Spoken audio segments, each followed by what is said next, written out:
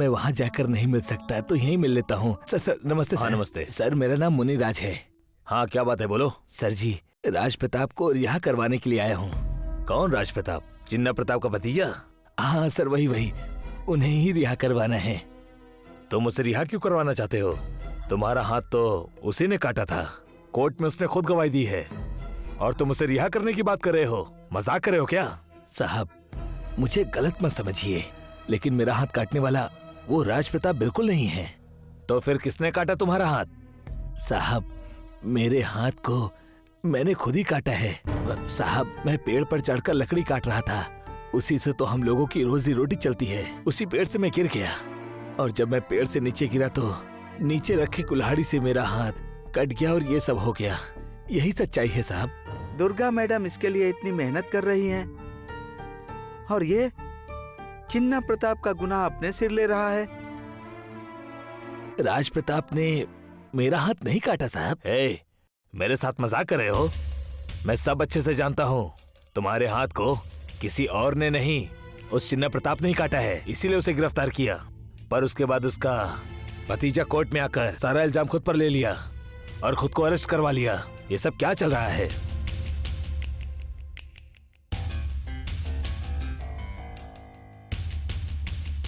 साहब, मैं चिन्ना प्रताप जी का वफादार हूँ। मैं कई सालों से उनके लिए काम कर रहा हूँ साहब। सुनो, मैं सब अच्छे से जानता हूँ, उस चिन्ना प्रताप ने तुम्हें ये सब बोलने के लिए पैसे दिए हैं। अरे साहब, या फिर तुम्हें धमकी दी होगी। नहीं साहब, ऐसा कुछ भी नहीं है। मेरी बात सुनो, तुम चाहे कुछ भी कर लो, राज प्रताप को बचाना हमारे हाथ में नहीं है। कोर्ट में जाना पड़ेगा, वहां जाकर बात करो। जाओ। साहब चलो चलो चलो रुकिए। चलो। अजीब आदमी है ये।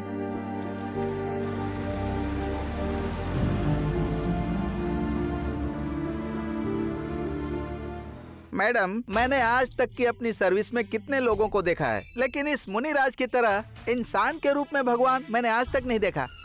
क्या बात है अंशुमन, आज मुनिराज की बहुत तारीफ कर रहे हो तुम। वो ऐसा है मैडम कि इस दुनिया में वफादारी का अगर कोई दूसरा नाम होगा ना, तो वो मुनिराज ही है। ये मैं 1000 बार बोल सकता हूँ, वो भी गारंटी से। ओके अंशुमन, जिस हिसाब से तुम बोल रहे हो, ऐसा कौन सा कमाल किया है मुनिराज ने? वो बात ऐसे है मैडम कि डिपार्टमेंट के काम से मैं आज एसपी साहब के ऑफिस में गया था मैडम। हाँ, तो फिर? एसपी साहब से मिलकर एक केस की फाइल पर साइन करवाने के लिए मैं वहाँ गया। तो वहाँ पर मैंने जाकर क्या देखा मैडम? किसे देखा? मुनिराज को? वही मुनिराज था मैडम। एसपी से मिलने मुनिराज क्यों आया था? आप मुझसे सवाल पूछेंगी पता था, इसीलिए मैंने आपका दिमाग इस्तेमाल करके उनकी एक एक बात मैंने सुन ली। चुपके से तुम मेरी भी बातें सुनते हो? मैडम, इसे चुपके से सुनना नहीं कहते, इसे कहते हैं इंटेलिजेंट। उस बेकार इंसान चिन्ना प्रताप को हम लोग अगर मिटा नहीं सके तो कैसे हमारी पावर? आखिर हम किस काम के हैं मैडम? ठीक है, अपना पावर रहने दो, पहले तुम मेरे सवाल का जवाब दो। ये बताओ कि मुनिराज एसपी से मिलने क्यों आया था? 1 सेकंड से भी कम समय में आपने मेरी एनर्जी कम कर दी मैडम। ये क्या बोल रहे हो? यस मैडम, सीधा मुद्दे पर आता हूँ। वो एसपी साहब को बता रहा था कि मेरा हाथ चिन्ना प्रताप ने नहीं काटा है, मैं गलती से गिर गया और ऊपर से गिरने की वजह से हथियार पर मेरा हाथ गया और हाथ कट गया। उसका हाथ राज प्रताप की वजह से भी नहीं कटा, वो पेड़ के ऊपर से गिर गया। और मुनिराज ने ऐसी एक्टिंग करके बताई कि एसपी साहब को विश्वास हो गया। इसके लिए उसको अवार्ड मिलना चाहिए मैडम। तो एसपी सर ने क्या कहा? मुझे तो लगा ना मैडम कि आज ही हमारे एसपी सर ने आईपीएस कंप्लीट करके ड्यूटी की है। क्यों बोल रहा हूँ पता है? कि मुनिराज से भी ज्यादा एसपी साहब ने जबरदस्त एक्टिंग की मैडम। क्या सच कह रहे हो अंशुमन? हाँ मैडम, उसका हाथ काटने वाले राज प्रताप नहीं है, और मुनिराज ने खुद को नहीं मारा है। उस चिन्ना प्रताप ने अधिकार पूर्वक मुनिराज ने को बोलकर एसपी से कंप्लेन करने के लिए कहा, लेकिन मुनिराज ने बिना किसी से डरे कंप्लेन देने से इनकार किया, और आखिर में एसपी ने गेट आउट कह दिया। मतलब एसपी सर तक पहुंचने का साहस आखिरकार मुनिराज में आ ही गया है, और वो ऐसा चिन्ना प्रताप के प्रति वफादारी की वजह से कर रहा है। एक बात पता है क्या? ये बात सिर्फ एसपी सर तक नहीं रुकेगी, बल्कि बहुत ऊपर तक जाएगी। यकीन जीतने वाले अगर सच में वफादार रहें तो न्याय और धर्म सब कुछ हार जाएगा। वफादारी अगर किसी एक को बचाता है तो फिर न्याय सबको बचाता है। मैं देखती हूँ।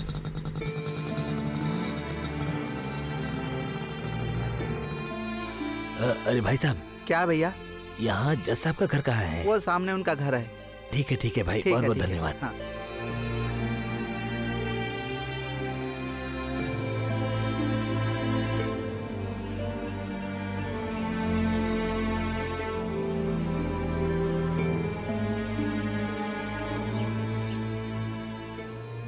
नमस्ते मैडम। नमस्ते। किससे मिलना है? मुझे जज साहब से मिलना था। आपने अपॉइंटमेंट लिया है?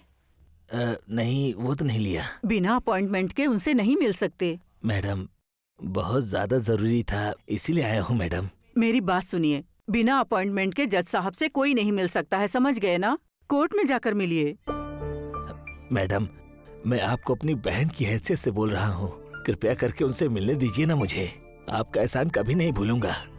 बस मुझ पर इतनी मेहरबानी कर दीजिए मैडम, मैं आपसे भीख मांगता हूँ। अरे आप तो मेरी बात ही नहीं समझ रहे हैं, थोड़ा रुकिए आप।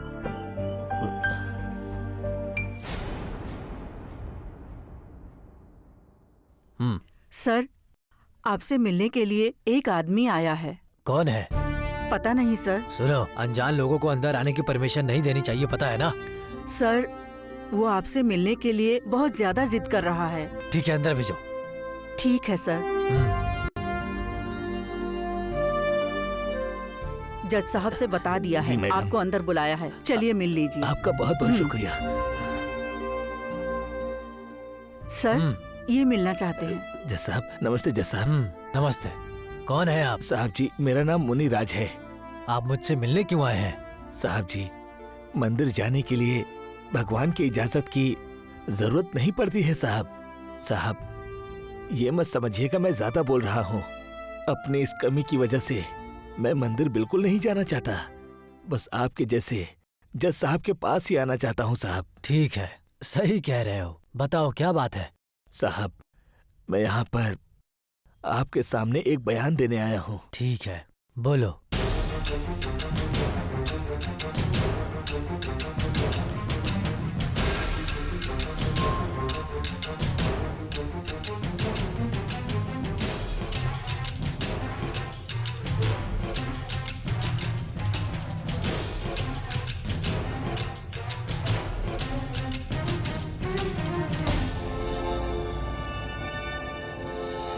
साहब, जो कुछ भी हुआ उसमें राज प्रताप की कोई गलती नहीं। वो बेवजह जेल में है, उसे कैसे भी करके रिहा कर दीजिए ना। सच्चाई की जीत होगी, तुम चिंता मत करो। मैंने भी तो बोला था, और वेद में भी लिखा हुआ है, सच्चाई ही जीतती है। कानून अपना काम करेगा, आप भरोसा रखिए। धन्यवाद साहब। अच्छा, मैं चलता हूँ। ठीक है।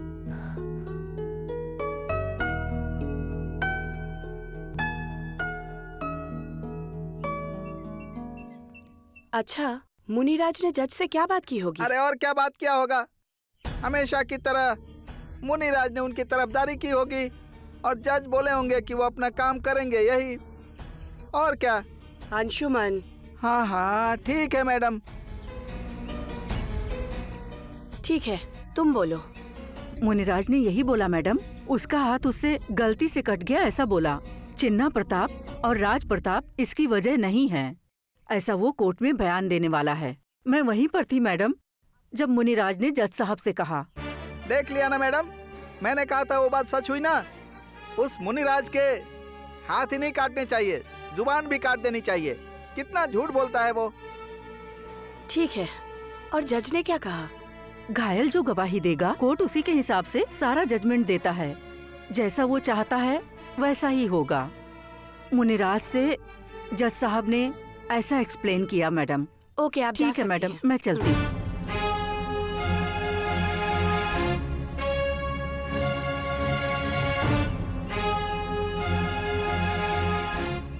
आप क्या सोच रही हैं मैडम?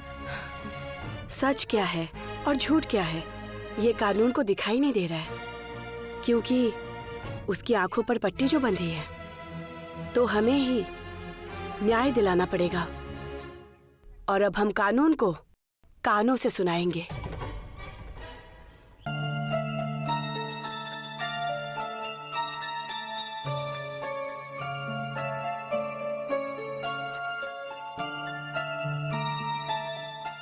ये क्या माँ, आरती उतार कर माथे पर टीका लगाकर पाप खत्म हो जाएगा क्या? तुमने क्या पाप किया बेटा? तुम्हारे बारे में सोचकर मुझे गर्व होता है। ये तो बस दोष को मिटाने के लिए है। कैसे हो बेटा? क्या मैं विदेश से थोड़ी आ रहा हूँ, मैं तो बस जेल से ही बाहर आ रहा हूँ। मेरा छोड़िए, ये बताइए आप लोग कैसे हैं? ठीक है बेटा, तुम आ गए तो हम लोगों को बहुत खुशी हो रही है। अच्छा, घर में तो सभी लोग हैं पर काजल नहीं दिख रही। चाची जी बोलिए ना, काजल कहाँ है? वो तो माँ, काजल कहाँ पर है?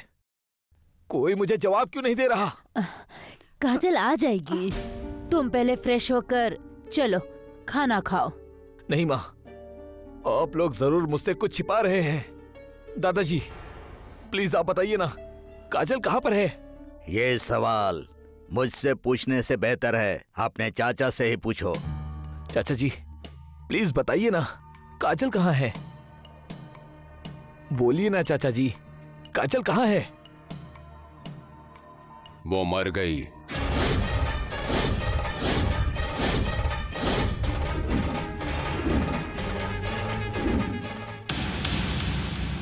चाचा जी ये आप क्या बोल रहे हैं? बोलिए भाभी, काजल की लाश को आप दोनों लोग देख कर आए थे ना? अब आपका बेटा पूछ रहा है, बताइए। उस डीएसपी दुर्गा ने हमसे बदला लेने के लिए काजल को मार दिया, बताइए। देवर जी, मैंने कल ही बोला था ना, उस दुर्गा को जेल भेजने के लिए किसी अनाथ लाश को काजल बनाकर हमने झूठ बोला था ना। आप भूल गए हैं क्या? क्या भाभी, वो तो अनजान लाश थी, लेकिन अगर सच में काजल की लाश होती तब आपको कैसा लगता? देवर जी। हाँ भाभी, वो अनजान लाश अपनी बेटी काजल की ही है और उसे खत्म करने वाली वो डीएसपी दुर्गा है। यही सच्चाई है, समझिए आप। हे राज प्रताप, मेरे बाद इस परिवार की इज्जत बचाने वाला तू ही है, मेरा बेटा अरुण प्रताप नहीं। क्योंकि मेरे बदले में जेल जाकर तू मेरी नजरों में बहुत ऊंचा हो गया। तू मेरा वारिस है, ये मैं गर्व से कहता हूं। काजल के मामले को अभी के लिए छोड़ते हैं, मैं उसे देख लूंगा। तू अपना काम कर, समझा? जेल का खाना खाकर तू बहुत उब गया होगा, इसीलिए घर में अच्छा खाना बनवाया। ठीक से खा, आराम कर, जा।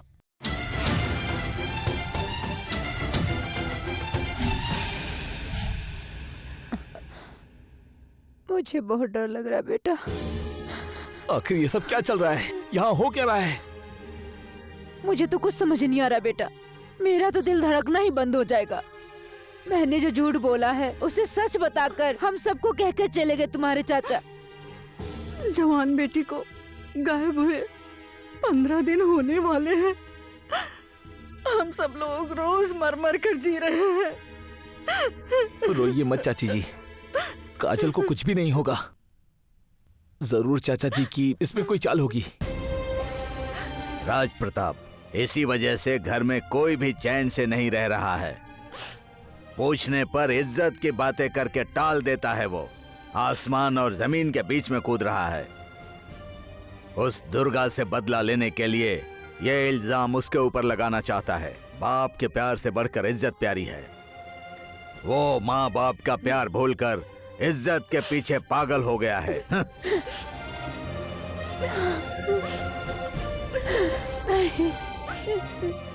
हे भगवान, मैंने जो झूठ बोला है वो झूठ ही रहना चाहिए। हम लोगों की घर की बेटी काजल को बचा लो। अरे रे रे रे रे, वो लोग कैसी घटिया सोच रखते हैं। हाँ, एक नंबर के क्रिमिनल बुद्धि वाले हैं। पूरे घर वालों की एक तरह की सोच है।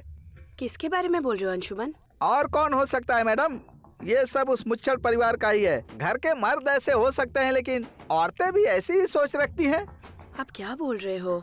और नहीं तो क्या मैडम, उन लोगों के खिलाफ आपने एक टारगेट फिक्स किया था ना, लेकिन उल्टा इन लोगों ने उसी टारगेट को आपकी तरफ रॉकेट की तरह छोड़ दिया है।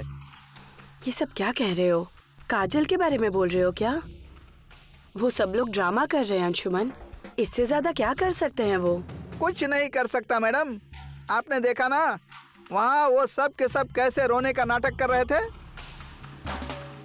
मैडम, काजल का मर्डर आपने किया है ये पूरे गांव वालों को दिखा रहे थे, तो कल कोर्ट में साबित नहीं करेंगे, क्या गारंटी? कोर्ट को तुम बच्चे के हाथों का खिलौना समझ रहे हो क्या? ये लोग जो बनावटी कहानी सुना रहे हैं ना, उसे परखने के लिए कोर्ट काफी है, क्योंकि कोर्ट सब कुछ समझती है और कोई भी आके कोर्ट को बेवकूफ नहीं बना सकता। वो लोग मेरे खिलाफ कोर्ट में भी जाते हैं ना, तो भी वो जीत नहीं पाएंगे। ये आप कैसे कह सकती हैं? आसान है अंशुमन। उस लड़की की डेड बॉडी काजल की नहीं है, पोस्टमार्टम में पता चल जाएगा। फिर कैसे वो लोग ये कहेंगे कि मैंने काजल को मारा है? मैडम, आपकी बातों में पॉइंट है, मैं मना नहीं करता। आप इसको लक्ष्य मानकर चल रही हैं कि सच्चाई की जीत होगी, लेकिन मुच्छड़ परिवार का लक्ष्य है कि झूठ की ही जीत होगी। कोर्ट में भी साबित कर देंगे। इसी बात को सोचकर डर रहा हूँ मैडम। कुछ भी हो जाए ना, मुझे टेंशन नहीं है, क्योंकि कानून को ये अच्छे से पता है कि सच क्या है और झूठ क्या। देखते हैं। Madam, phone. ओह अंशुमन, आपका इंस्पेक्टर फोन कर रहा है। मैडम, उस आदमी को मेरा इंस्पेक्टर मत बोलिए। आपको देखकर पुलिस के लिए दिल में इज्जत आती है, उस टकले को देखकर नहीं आती। जो भी हो, वो आपसे बड़ा ऑफिसर है, ये बात याद रखना। Hello. Hello, good morning madam, मैं मुरली बोल रहा हूँ। गुड मॉर्निंग, बोलो ना। मैडम, एक जरूरी बात है। हाँ बोलो मुरली। राज प्रताप को छोड़ दिया मैडम। क्या कह रहे हो? राज प्रताप रिलीज हो गया? हाँ मैडम, आज सुबह ही जज साहब ने रिलीज करने का ऑर्डर दिया मैडम। किस वजह से जज ने राज प्रताप को रिलीज किया? आप तो जानती हैं मैडम, मुनिराज ने जज साहब के सामने अपना बयान दे दिया। मैडम, अगर शॉर्ट में बोलूं तो जेल में पड़े राज प्रताप को चिन्ना प्रताप ने माडा सामी के बयान के जरिए बाहर निकलवाया है मैडम। ठीक है, कोई बात नहीं, मैं देखती हूँ। जी ठीक है, रखता हूँ मैडम।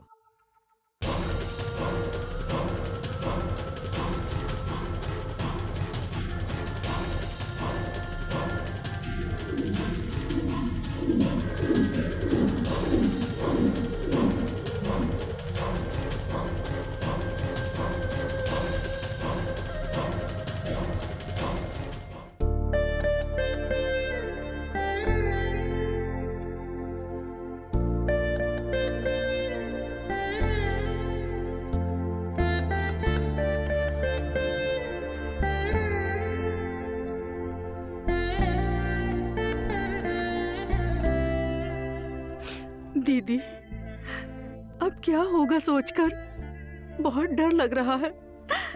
काजल पता नहीं किस हाल में होगी। इस इंसान को थोड़ा फर्क नहीं पड़ रहा है, एकदम पत्थर बन गए हैं। ससुर जी सही कह रहे हैं, इनकी वजह से मेरी काजल किसी खतरे में न फंस जाए। मुझे भी डर लग रहा है। अपने घर के मर्द लोग प्यार से ज्यादा इज्जत और मान मर्यादा को अहमियत देते हैं। इसके लिए वो अपनी जान भी दे सकते हैं और जान भी ले सकते हैं।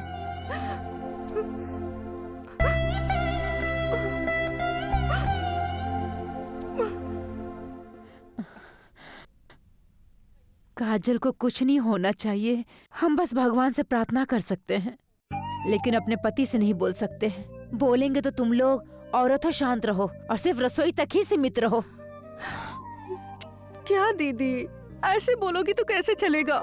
काजल के बारे में उनको पता है, आप उनसे पूछिए ना दीदी कि हमारी काजल कहाँ पर है। दीदी देखो, जब तुम इस घर में शादी करके आई थी उस बात को 23 साल हो गए। 2 बच्चे भी हो गए हैं और वो बड़े भी हो गए हैं, लेकिन तुम अपने पति को नहीं समझ पाई।